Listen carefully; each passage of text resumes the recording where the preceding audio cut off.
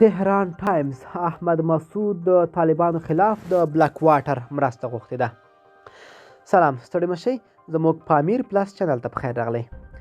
تهران ټایمز په یو تازه راپور کې د خپلو سرچینو په حواله ویلي چې د طالبانو خلاف د ملي مقاومت په نوم د یوې وسلوالې جبهې مشر احمد مسعود د امریکا له بلک واټر کمپنۍ څخه د طالبانو خلاف په جنګ کې د مرستې غوښتنه کړې ده.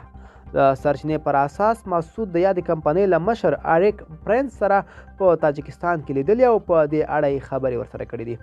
د ایران د رسنۍ دا هم ویلي چې له بلک واټر سره د احمد مسعود اړیکې او د مرستې غوښتنه په د ده په مشرۍ طالب ضد وسلوالو جبهه له ماتې سره مخ کړي.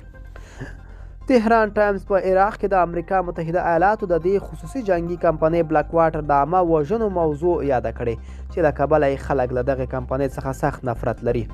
احمد مسعود او ترلاسه لاندې جبهې په دې اړه څه نه دي ویلي. د تهران ټایمز راپور په داسې مهال خپریږي چې په وروستیو ورځو کې طالبانو د پنجشیر ولایت څخه د ډیرو وسلو او مهماتو ترلاسه کولو خبره ورکوي. که څه هم طالبانو نه دي ویلي چې نیول شوي وسلې او تجهیزات د احمد مسعود د جبهې اړوند دي، خو ویل کېږي چې هلته ډیري وسلې او تجهیزات د طالبانو مخالفانو سره دي. د طالبانو چارواکي او پلویان د احمد مسعود په مشرۍ د مقاومت وسلوالې جبهې فزیکي موجودیت ردوي، خو دې جبهې پرون په کابل ښار کې د پنجشیر لپاره د طالبانو پر والي مولوي قدرت الله د چاودنې مسؤلیت پر غاړه واخیست، خو وروسته یې بیرته رد کړ.